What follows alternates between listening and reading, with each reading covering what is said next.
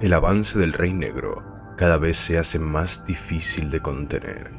Los caballeros de Yggdramal no están preparados para hacer frente a una fuerza de estas características. Dudo que alguna nación aparte del Sacrosanto Imperio, y aunque duela reconocerlo, los rebeldes azuritas, tuviese oportunidad alguna de resistir semejante embate.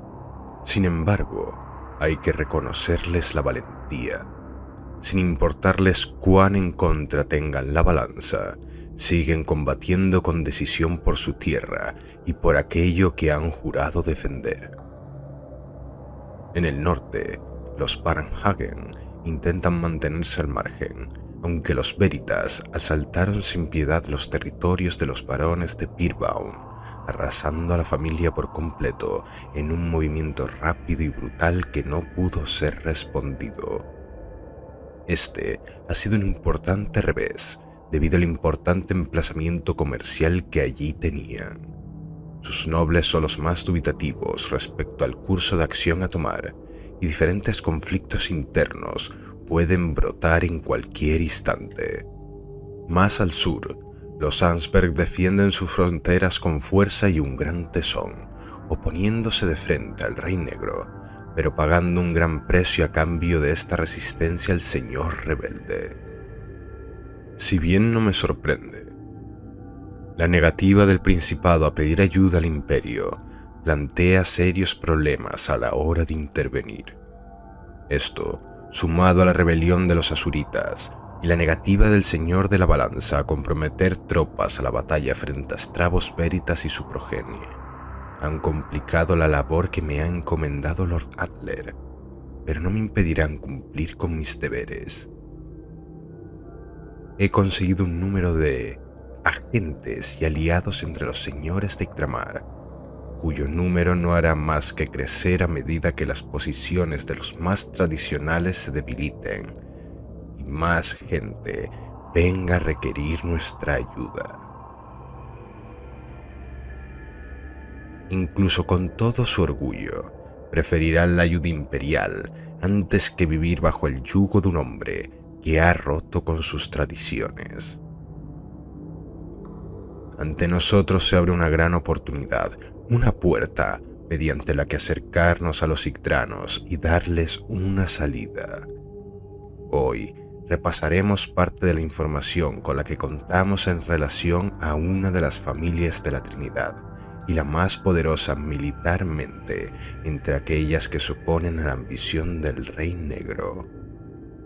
Hoy hablaremos sobre la casa Ansberg.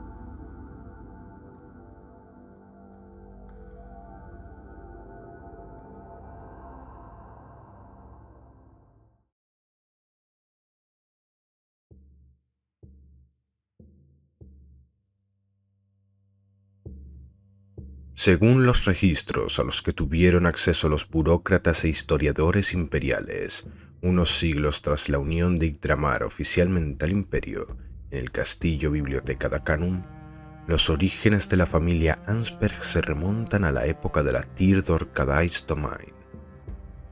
Según los mitos fundacionales de su casa, el fundador de la familia, Drulek Ansberg, fue un esclavo que logró liberarse junto con el famoso Lugh, siendo el elegido del dios falso Daganta, representando a la masculinidad y la fuerza, y convirtiéndose en uno de sus Daoin Sith.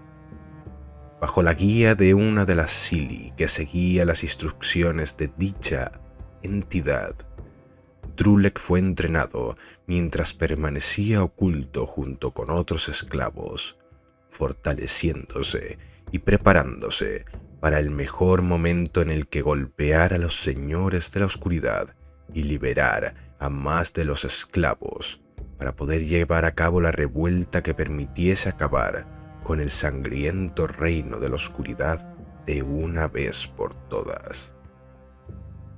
De manos de esta Sili, una vez que se le consideró digno, recibió la Skristoirslave, la famosa espada que se convertiría en el símbolo de la casa Ansberg. Drulek junto con otros elegidos, serían los encargados de liderar la rebelión, mientras Lugh era entrenado por el gran dios Feargranny. Una vez desapareció tras un portal que llevaba a la tierra de sus deidades paganas. Con la victoria del Sivial Tash Solaite, el pueblo iluminado, sobre el sangriento reino de la oscuridad y sus señores, el Dawin Sid fue guiado por la Sili para que erigiera un castillo en una montaña en la península de Plaulog. Allí no solo se levantaría el Laime Agus Anfir, o, en latín, el castillo de la mano y el hombre, sino que, con el tiempo, se extendería hasta formar la gran ciudad que es hoy, Ansburg. Fue el propio Drulek el que trajera la gran piedra que después sería moldeada y esculpida en un obelisco que llevaría su mismo nombre, el cual narra la historia de este guerrero.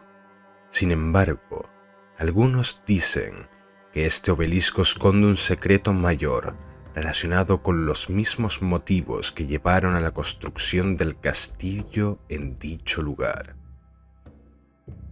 La familia Ansberg formaría parte de la Primera Trinidad, junto a la familia Soma y la familia Hagen. Esta unión traería la necesaria estabilidad política en el Principado, siendo vistos como referentes a lo largo de los años hasta la fecha actual. Serían una parte importante de los que defendieron la prioridad humana en Yggdramal, acabando con cualquier signo de criaturas sobrenaturales en su territorio, aunque también hay archivos que narran que no lo hicieron voluntariamente, sino forzados, y que en muchas ocasiones dejaron salir de Yggdramal a estas bestias. Hay incluso quien asevera que en algunas montañas y arboledas aún se ocultan a estas impías criaturas, protegidas por la familia, debido a su colaboración en el pasado, para que la casa llegara a tales cotas de poder. Décadas más tarde, acudirían al socorro de la familia Soma, cuando el señor de la guerra de Corinia, Apocontos, invadió el oeste de Yggdramal con sus tribus y guerreros. Las batallas fueron cruentas, pero serían el mismísimo heredero de la casa Ansberg, Gerolf, junto al duque y señor de los Soma, Hemerut, quienes derrotarían al señor de la guerra Hayan, capturándolo para, posteriormente, ejecutarlo públicamente. Es la cabeza de este líder de Apocontos la que guardan como uno de sus valiosos tesoros en sus salones. La venta de la archiconocida hacha de este jefe de la guerra a nobles del viejo continente brindaría a la familia Ansberg riquezas que les ayudarían a mantenerse en el poder, no solo por el dinero que ya poseían, sino por el ejército que les permitió contratar y mantener. La casa Ansberg permaneció en una posición de primacía durante siglos, pero la guerra de Dios trajo la crisis y el caos al Principado, lo que haría resquebrajarse la institución de la Trinidad. Las rencillas y las ambiciones salieron a flote. Agentes extranjeros convencieron a nobles y aliados de las grandes casas para que se rebelaran, llenando sus oídos de promesas. Esto desencadenaría una guerra civil que duraría docenas de años. Solo las acciones del rey férreo Kunibert Ansberg permitieron que la casa Ansberg saliera más reforzada del conflicto, con nuevos vasallos y aliados. Este conflicto se mantuvo latente, sin una unificación, sino con diferentes nobles tratando de crear un trono en el que sentarse. Los contendientes más claros eran los Veritas y los Ansberg por sus poderosos ejércitos. Los Soma habían sufrido durante los siglos un importante desgaste y los Hagen se habían dividido tras la Guerra de Dios. Nuevas y viejas casas habían surgido para reclamar una parte de Yggdramal para sí mismos. Solo la llegada del Sacrosanto Imperio pondría un punto y final a las guerras por el liderazgo de Yggdramal. Debido a la gran fuerza e importancia de la casa Ansberg, esta fue una de las principales opciones que barajó el Santo Príncipe Lázaro Giovanni. Abel lo tenga en su gloria. Gernot Ansberg no estaba dispuesto a someterse a ninguna imposición extranjera y tenía una posición de poder dentro del Principado. Las familias más tradicionales se encontraban de su lado.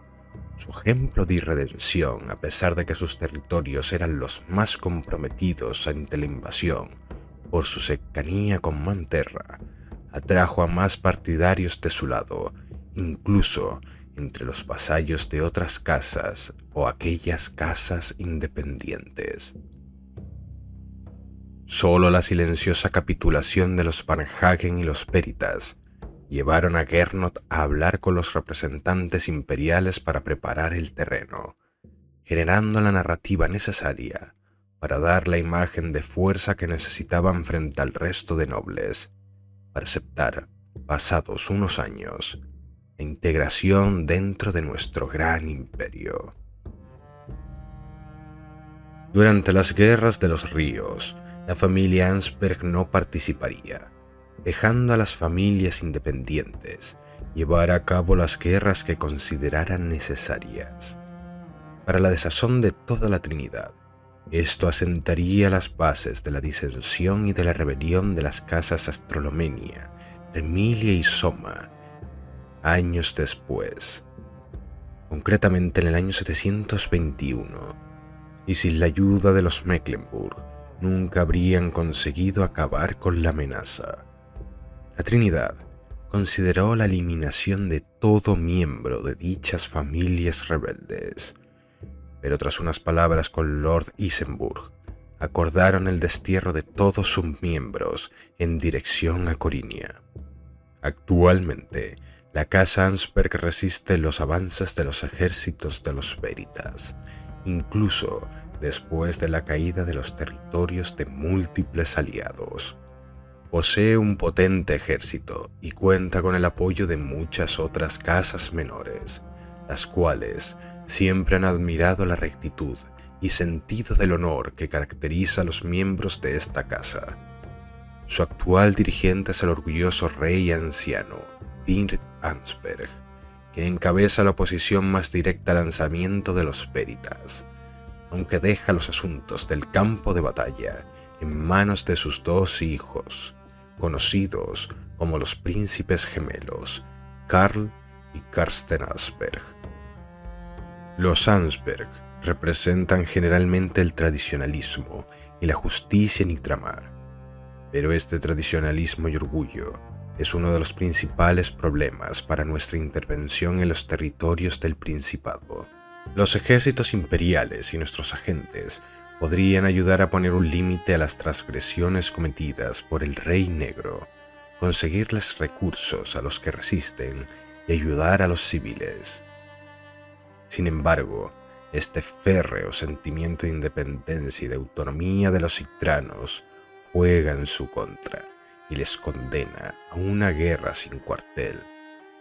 Una guerra que, con los recursos de los que dispone el infame Stravos Veritas, no tienen ninguna esperanza de ganar.